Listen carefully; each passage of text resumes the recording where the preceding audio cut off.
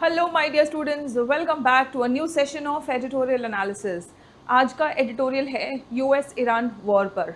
एक बात बताइए, जब आपके किसी दोस्त पर कोई हमला करेगा तो आप क्या करेंगे? पहले तो समझाने की सुलझाने की कोशिश करेंगे, नहीं तो आप अपने दोस्त के साइड में आ जाएंगे, है ना। अब आप अपने दोस्त के साइड में आ जाएंगे, हमलावर के साइड में उसके दोस्त आ जाएंगे, ऐसे कोई झगड़ा सुलझेगा नहीं, वो और बढ़ता है, एस्केलेट होता है। जब झगड़ा और बढ़ने लगे तो हम उसको कहते हैं एस्केलेशन।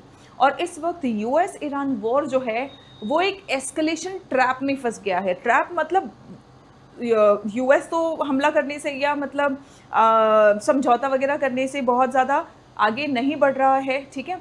और यहाँ पे ईरान के दोस्त ईरान का साथ दिए जा रहे हैं, तो ये जो यूएस ईरान वॉर है ये एक डेंजरस लेवल तक आ गया है, ठीक है। आज हम जो आर्टिकल देखने वाले हैं उसमें यही देखेंगे कि यमन के जो हौथीज़ हैं, जो ईरान के फ्रेंड्स हैं, वो अब ईरान की साइड में आ गए हैं। तो आज का आर्टिकल हम इस पर्सपेक्टिव से समझेंगे। साथ ही साथ हम वोकैबुलरी और कॉम्प्रिहेंशन भी तैयार करेंगे। कॉम्प्रिहेंशन के 5 क्वेश्चन है at the end of the session, आप उनको अटेम्प्ट करेंगे। Inference based, vocabulary, grammar based question है, इनको आप अटेम्प्ट करेंगे और अपना कॉम्प्रिहेंशन स्कोर मुझे कमेंट करके बताएंगे। चलिए शुरू करते हैं हमेशा की तरह। The first word is blockade.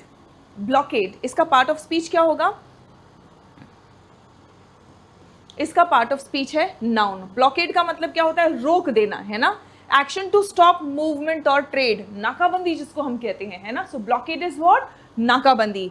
Embargo, seize, ठीक है। एंड इसके एंटोनिम्स क्या होंगे कि भाई नाकाबंदी खोल दिया हमने तो ओपनिंग एंड एक्सेस। एक्सेस का स्पेलिंग ध्यान रखेंगे सभी बच्चे, एक बार एक्सेस का स्पेलिंग कमेंट करेंगे। सी भी डबल है और एस भी डबल है। ऐसे वर्ड्स अक्सर आपके स्पेलिंग एरर वाले क्वेश्चंस में आते हैं, ठीक है। The Houthis imposed a blockade on Saudi Arabia.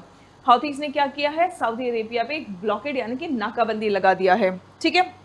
Now fragile का मतलब क्या होता है? फ्रजाइल सबसे पहले तो ये एक एडजेक्टिव है, ठीक है। फ्रजाइल सबसे पहले ये एक एडजेक्टिव है, इसका मतलब क्या है? कमजोर, नाजुक, ठीक है, जो आसानी से तोड़ा जा सके या नुकसान पहुंचाया जा सके। फ्रजाइल। डेलिकेट, वल्नरेबल, ठीक है। ये भी वर्ड बहुत इंपॉर्टेंट है, आपके एग्जाम्स में आ चुका है। वल्नरेबल ये वर्ड भी बहुत इंपॉर्टेंट है, आपके एग्जाम्स में आ चुका है, ठीक है। इसके एंटोनिम होगा strong and stable. The cease fire. Cease fire क्या होता है? जो युद्ध विराम होता है हम उसे सीज फायर कहते हैं, ठीक है। The cease fire was fragile but functional.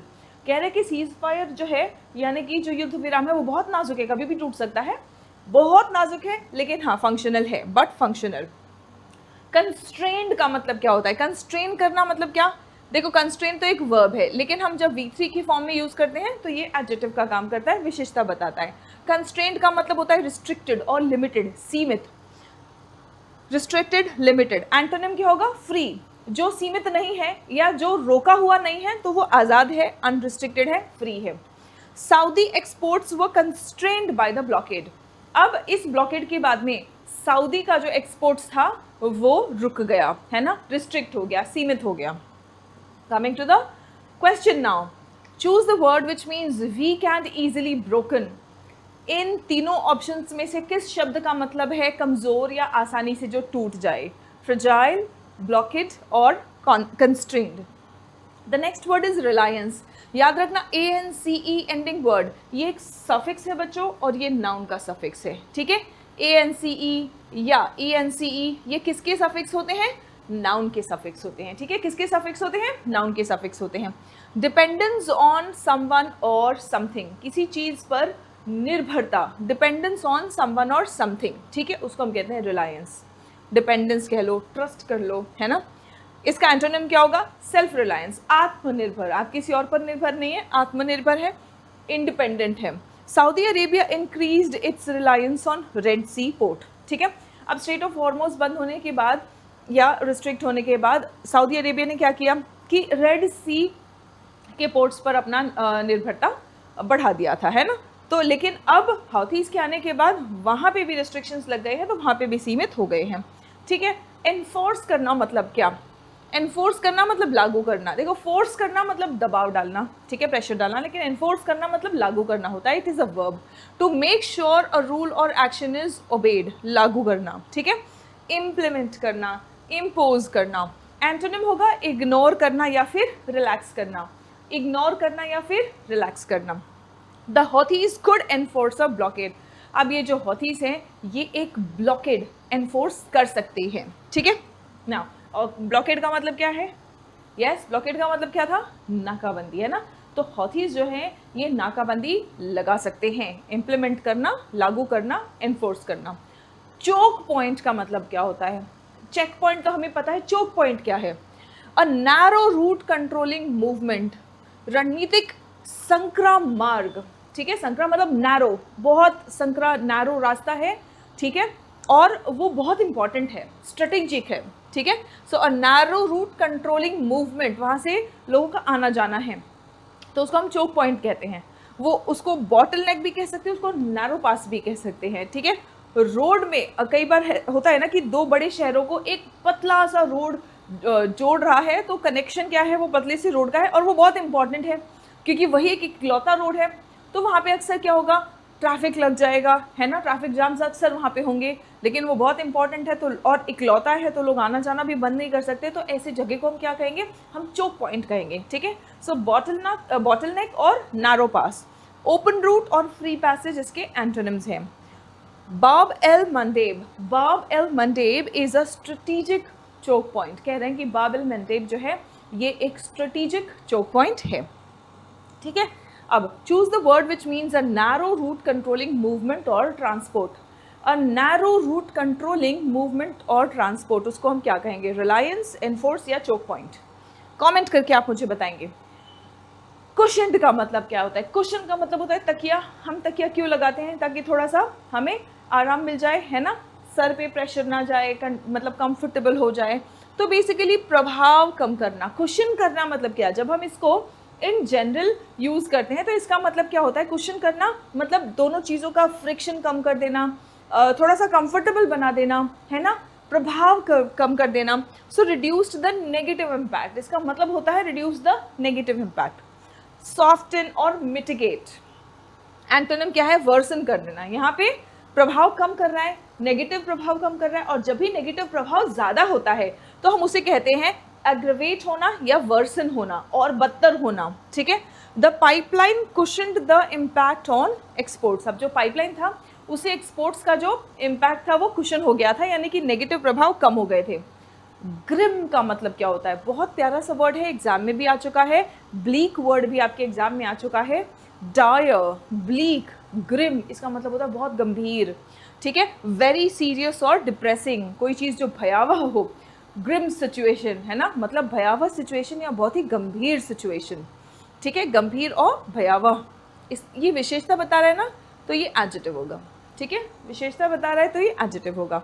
Antonym क्या है? जब डरावना है तो इसके एंटोनिम क्या है? उम्मीद देने वाला। उम्मीद हमेशा पॉजिटिव चीज़ों से आती है। So hopeful and optimistic. The war paints a grim picture, हम कह रहे हैं कि ये जो वॉर है ये एक बहुत ही भयावह दृश्य दिखा रहा है। Now the next one is extricate. Extricate, ATE ending words वैसे तो वर्ब्स होते हैं, ठीक है, वैसे तो ये वर्ब्स होते हैं, लेकिन यहाँ पर free from difficult situations meaning है, ठीक है, बाहर निकालना, इसको हम वर्ब या फिर एडजेक्टिव की तरह भी यूज़ कर सकते हैं, ठीक है। ATE एंडिंग वर्ड्स वर्ब्स ही होते हैं, वर्ब्स ही नहीं, वर्ब्स ही होते हैं कहना गलत होगा, क्योंकि कुछ एक्सेप्शंस भी है, कुछ ATE एंडिंग वर्ड्स एडजेक्टिव्स भी है और कुछ ATE एंडिंग वर्ड्स नाउन्स भी है, ठीक है। नाउ इसका सिनोनिम क्या होगा? रेस्क्यू करना, एक्सट्रिकेट करना मतलब आज़ाद करना, मुश्किल परिस्थिति में से बाहर निकाल देना। सो रेस्क्यू करना और फ्री करना। एंटोनिम क्या है? फंसा देना, ट्रैप कर देना या एंटैंगल कर देना। Trump had a chance to extricate himself from the conflict. अब ट्रम्प के पास मौका था कि अपने आप को इस कॉन्फ्लिक्ट से आज़ाद कर सकता था, एक्सट्रिकेट कर सकता था, ठीक है। नाउ स्क्वांडर्ड का मतलब क्या होता है? स्क्वांडर मतलब बर्बाद करना, वेस्ट करना, ठीक है। स्क्वांडरिंग मनी हम कहते हैं, मतलब पैसे बर्बाद करना, राइट। सो स्क्वांडर्ड का मीनिंग होता है वेस्ट करना, समझदारी से ना यूज करना, वेस्ट करना, वेस्टेड केयरलेसली, ठीक है, वेस्ट करना या फिर मिसयूज करना। एंटोनिम क्या होगा? बचाना, ठीक है, प्रिजर्व करना। He squandered the opportunity for peace, उनके पास जो शांति स्थापित करने का मौका था उसको उन्होंने बर्बाद कर दिया, वेस्ट कर दिया, ठीक। Now choose the word which means to free someone from a difficult situation. किसी को मुश्किल परिस्थिति से आज़ाद करने के लिए कौन सा वर्ड है? कुशन्ड, एक्सट्रिकेट, ग्रिम या फिर स्क्वांडर। चलिए स्टूडेंट्स, आप हम यहाँ पे जो कुछ भी कवर कर रहे हैं इसके पीडीएफ्स आप लोगों को कहाँ मिलेंगे? टेलीग्राम चैनल पर, ठीक है। आप स्कैन करके टेलीग्राम चैनल ज्वाइन कर सकते हैं, इंग्लिश विद सुमन शर्मा, याद रखना English with Suman Sharma, that's the name of my Telegram channel and this is also my WhatsApp channel, आप यहाँ पर भी कनेक्ट हो सकते हैं। एंड हमारा एप्लीकेशन है सरीन पाठशाला, एप्लीकेशन है सरीन पाठशाला on Google play store, 1 lakh plus downloads है हमारे एप्लीकेशन का। एंड ऑन दिस एप्लीकेशन बच्चों आपको 2 तरीके के कोर्सेज मिलेंगे, ठीक है। एक तो वो कोर्सेज है जो 1 डे कॉम्पिटिटिव एग्जामिनेशन की तैयारी करने वाले बच्चों के लिए हेल्पफुल है, ठीक है। और दूसरा है हमारा स्पोकन इंग्लिश एक्सप्रेस बैच, ये इन जनरल कोई भी ज्वाइन कर सकता है जो भी अपने कम्युनिकेशन में कॉन्फिडेंट बनना चाहता है, ठीक है।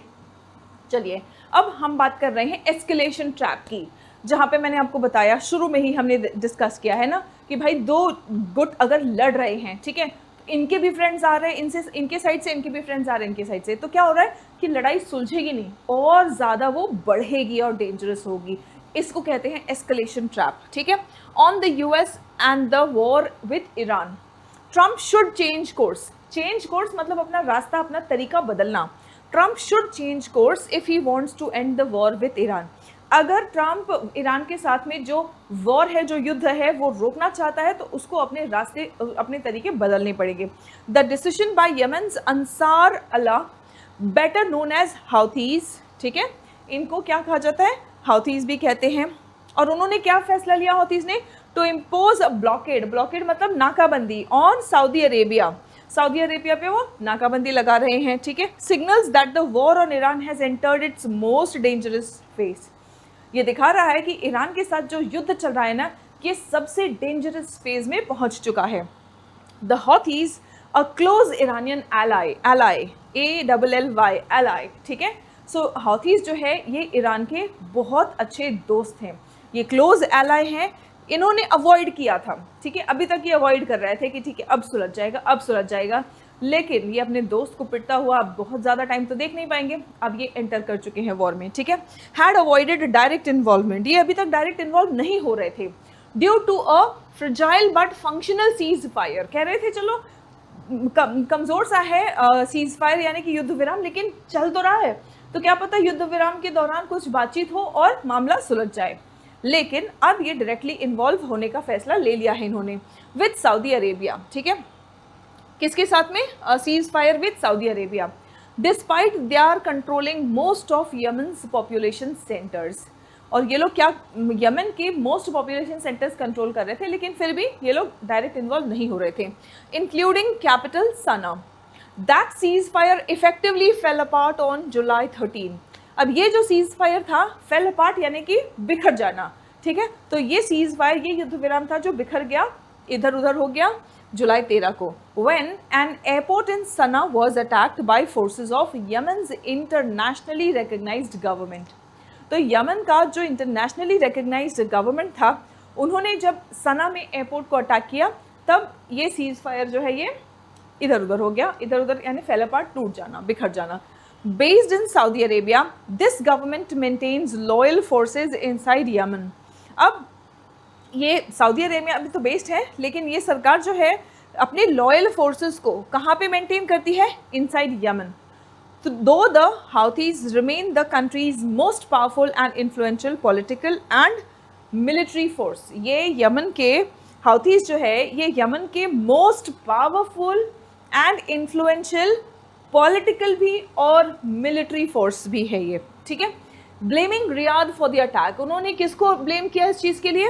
रियाद को, ठीक है। द हाउथीज अनाउंस्ड ऑन जुलाई 20, 20 जुलाई को इन्होंने अनाउंस कर दिया क्या? नाकाबंदी on ships using Saudi airports, ठीक है। सऊदी पोर्ट्स जो भी शिप्स यूज़ कर रहे हैं उन पर नाकाबंदी, रेड सी पर, ठीक है, Saudi ports on the Red Sea, तो रेड सी पर जो भी सऊदी पोर्ट्स है वहाँ पे इन्होंने नाकाबंदी का ऐलान कर दिया। Saudi Arabia whose crude and other exports, अब सऊदी अरेबिया पे क्या प्रभाव पड़ रहा है? इनका क्रूड और बाकी एक्सपोर्ट्स जो है वो स्ट्रेट ऑफ हॉर्मुज से जो होता था वो बहुत ही ज़्यादा सिवियरली कंस्ट्रेंड था, यानी कि सीमित हो गया था बाय ईरान्स ब्लॉकेड। ईरान ने हॉर्मुज पर जब नाकाबंदी लगाया तो इनका क्रूड एक्सपोर्ट्स और बाकी एक्सपोर्ट्स भी जो है उस पर बहुत लिमिटेशंस लग गई थी, ठीक है। फिर सऊदी ने क्या किया, उन्होंने इंक्रीज किया अपना रिलायंस रेड सी पे, has increased its reliance on Red Sea ports. अब रेड सी के पोर्ट्स से ये अपना जो ट्रेड है वो कर रहे थे, लेकिन स्पेशली यानबू, ठीक है। लेकिन अब देखो, अब चीज़ें बदलने वाली हैं। Tankers from Yanbu to Asian markets must pass through the Bab el Mandeb strait, ठीक है।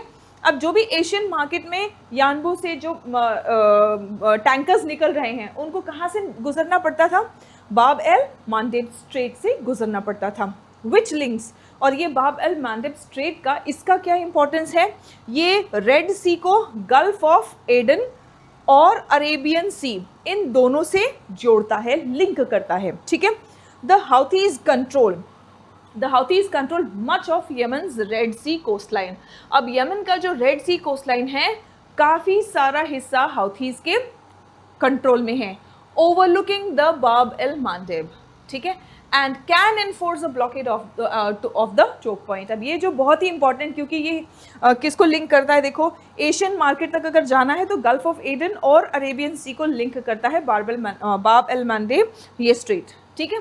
तो ये लोग के कब्जे में नहीं, कंट्रोल में है ये, ठीक है। तो ये इस पे नाकाबंदी कर सकते हैं।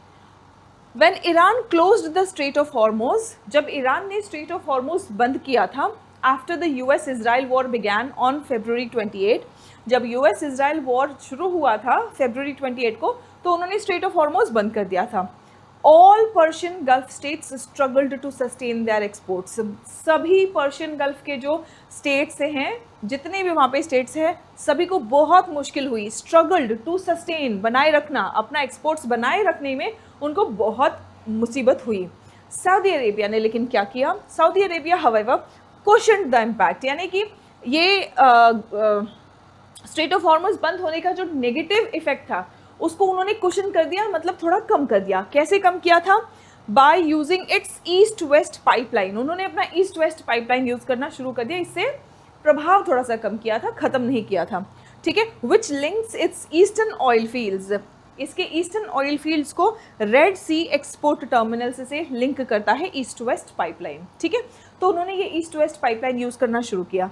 इफ़ द हाउथीज एनफोर्स, अब देखो अगर हाउथीज ने नाकाबंदी लगा दिया, टोटल नाकाबंदी लगा दिया, total blockade on the kingdom, Riyadh could face deeper economic disruption, फिर रियाद में बहुत ही ज़्यादा प्रॉब्लम हो सकता है, ठीक है। This coupled with Iran's attack, ये ईरान के अटैक के साथ साथ on कुवैत्स desalination plants and power grid after US strikes on Iranian civilian infrastructure paints a grim picture। कह रहे हैं कि एक तो ये नाकाबंदी की वजह से जो इकोनॉमिक इम्पैक्ट होगा, और इसके साथ साथ कपल्ड विथ, मतलब इसके साथ साथ ईरान जो अटैक कर रहा है कुवैत के डीसैलिनेशन प्लांट्स और पावर ग्रिड्स पे, और ईरान का भी ये अटैक कब हो रहा है, यूएस ने जब ईरानियन सिविलियन इंफ्रास्ट्रक्चर पर हमला किया उसके बाद से इनका ये अटैक शुरू हुआ है, ठीक है। ये सब क्या कर रहा है, एक ग्रिम पिक्चर पेंट कर रहा है, मतलब एक बहुत ही गंभीर दृश्य पेंट कर रहा है इस वॉर का। एंड इट्स रीजनल कॉन्सिक्वेंसेस, है ना, तो रीजनल कॉन्सिक्वेंसेस भी होंगे। ऐसा नहीं है कि अगर ये दो देश लड़ रहे हैं तो इन्हीं को इसका प्रभाव भुगतना पड़ेगा, नहीं, इनके आसपास के देशों को भी इसका प्रभाव भुगतना पड़ेगा। If the first phase of the Iran's counter attack targeted the Persian Gulf monarchies, कह रहे हैं कि जो ईरान का काउंटर अटैक था, इन्होंने पहले चरण में, फर्स्ट फेज में किसे टारगेट किया था, पर्शियन गल्फ मोनार्कीज को टारगेट किया था। इसके दूसरे चरण में the second has expanded to include Jordan, दूसरे चरण में जॉर्डन भी इंक्लूड हो गया है, which hosts 2 major US military bases. जॉर्डन में 2 मेजर यूएस मिलिट्री बेसिस है। नाउ अब हाउथीज जब नाकाबंदी लगा रहे हैं, now with the Houthi blockade the war's economic pain is set to deepen. अब इस युद्ध के वजह से जो आर्थिक दर्द है, जो इकोनॉमिक पेन है, आर्थिक दर्द का मतलब होता है आर्थिक नुकसान जो है, ये और गहरा होने वाला है। Economic pain is set to deepen further. US president Donald Trump had an opportunity to extricate himself from the conflict. इस कॉन्फ्लिक्ट से, इस लड़ाई से ये अपने आप को एक्सट्रिकेट कर सकते थे, मतलब आज़ाद कर सकते थे, इनके पास ये अवसर था। He had an opportunity to extricate himself from the conflict when he signed a memorandum of understanding with Iran on June 17. इन्होंने जून 17 को जो MOU साइन किया था, तो इनके पास एक मौका था कि ये अपने आप को आज़ाद कर सकते थे इस कॉन्फ्लिक्ट से, but by returning to war over disputes surrounding control of the Strait of Hormuz. लेकिन इन भाई साहब से चुप कहाँ बैठा जाता है। स्ट्रेट ऑफ हॉर्मोज को लेके या उसके आसपास जो डिस्प्यूट्स हो रहे थे, स्ट्रेट ऑफ हॉर्मोज को लेके जो लड़ाइयाँ हो रही थी, उसमें दखल करने के चक्कर में ये फिर से युद्ध में कूद पड़े हैं। But by returning to war over disputes surrounding control of the Strait of Hormuz, mister Trump has not only squandered the opportunity. Trump ने न सिर्फ इस अपॉर्चुनिटी को बर्बाद किया है, but has also raised the risk of dragging the US into yet another forever unwinnable war। unwinnable मतलब जिस युद्ध को जीता नहीं जा सकता है, ऐसे युद्ध में उन्होंने US को खींच लिया है। At this point, he is pursuing the same military tactics against Iran।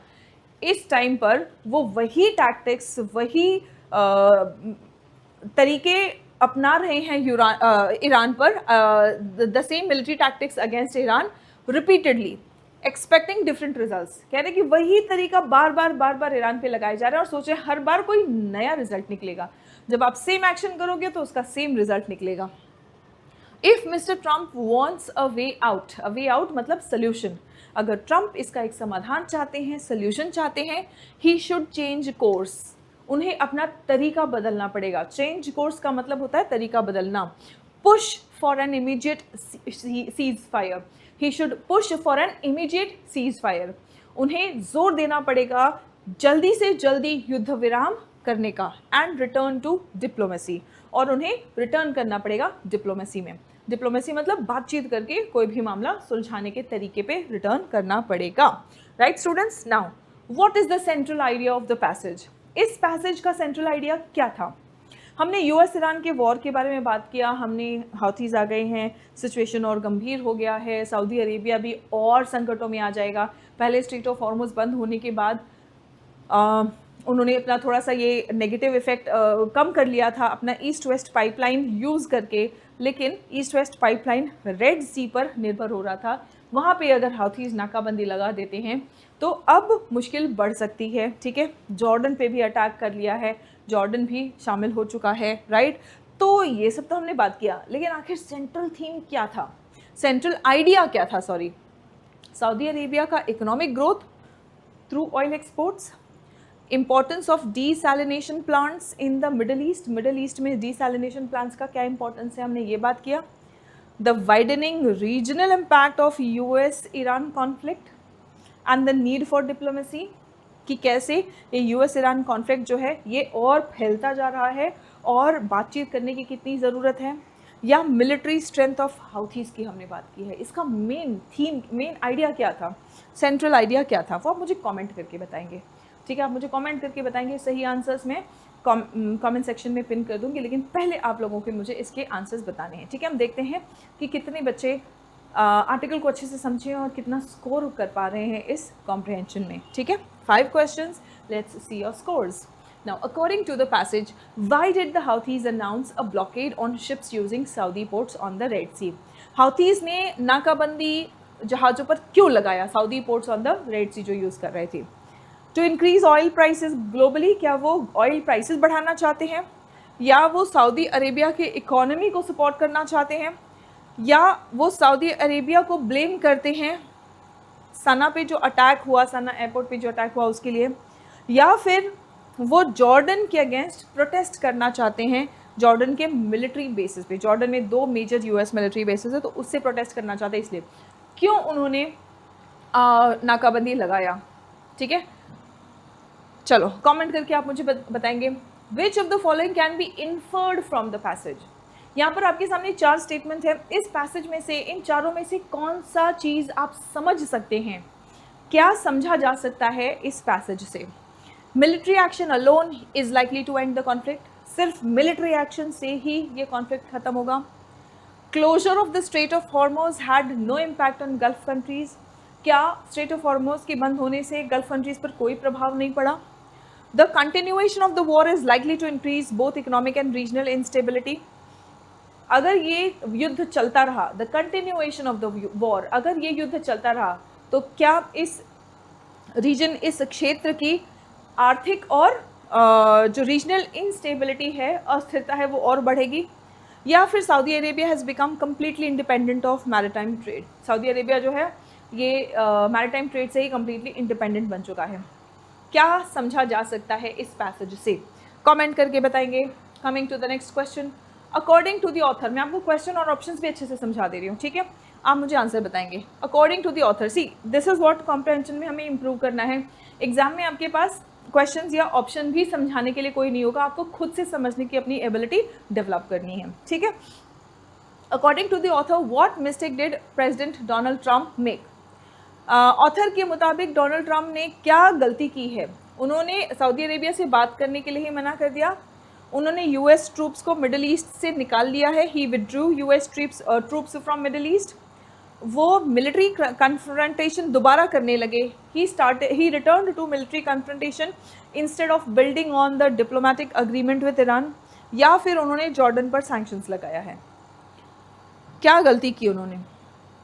Now आपको क्या लग रहा है कि ऑथर का टोन क्या है इस आर्टिकल में? ऑथर का टोन क्या है? क्या वो सेलिब्रेटरी और ऑप्टिमिस्टिक है, वो न्यूट्रल और डिस्क्रिप्टिव है कि मतलब वो कोई साइड नहीं ले रहे हैं और सिर्फ वो बात बता रहे हैं, या क्रिटिकल है, क्रिटिसाइज़ कर रहे हैं और सतर्क भी कर रहे हैं, कॉशनरी है, या ह्यूमरस है, या सरकास्टिक है? चलिए 5 क्वेश्चंस, आप अपने आंसर्स मुझे कमेंट करके बताएंगे and I will tell you if all your answers are correct और नॉट। अब पॉइंट ऑफ डिस्कशन, अगर आपके एग्ज़ाम में एक ऐसा स्टेज है जहाँ पे ग्रुप डिस्कशन होता है या पर्सनल इंटरव्यू होता है, तो आपसे अक्सर कुछ ऐसे जनरल अवेयरनेस के क्वेश्चंस पूछे जाते हैं जहाँ पर आपका ना सिर्फ कम्युनिकेशन बल्कि आपका ओपिनियन, आपका एनालिसिस भी चेक किया जाता है, ठीक है? जो भी चीज़ें आसपास आपके हो रही है तो उस पर आपकी कैसी राय है, कैसा आपका एनालिसिस है, तो वो सब यूजुअली करंट क्वेश्चन से ही चेक किया जाता है, ठीक है? So you have a discussion point here, should diplomacy always, diplomacy यानी बातचीत, क्या हमेशा बातचीत ही प्रधानता देनी चाहिए? मिलिट्री एक्शन के बदले बातचीत से ही हर मुद्दे को सुलझाने की कोशिश करनी चाहिए? इन रिजॉल्विंग इंटरनेशनल कॉन्फ्लिक्ट्स, अगर कोई इंटरनेशनल कॉन्फ्लिक्ट है तो मिलिट्री एक्शन के बदले क्या हमेशा बातचीत करना चाहिए? शुड डिप्लोमेसी ऑलवेज, हम ये नहीं पूछ रहे कि क्या बातचीत से सुलझाना चाहिए, क्या हमेशा डिप्लोमेसी से सुलझाना चाहिए? आपको क्या लगता है? कमेंट करके बताएंगे। 1 लाइन 2 लाइन सोचिए, कमेंट करके बताइए और इंग्लिश में कमेंट करने की कोशिश करेंगे ताकि आपकी राइटिंग स्किल्स भी इम्प्रूव हों, ठीक है? चलिए, यहाँ पे आपके पास कुछ पॉइंट्स हैं, आप पढ़ के अपना ओपिनियन भी फॉर्म कर सकते हैं। That's it for today students, see you in the next session. तब तक अपना ख्याल रखेंगे, स्वस्थ रहें, मस्त रहें, सभी बच्चे पढ़ते रहें और आगे बढ़ते रहें। जय हिंद एवरीवन।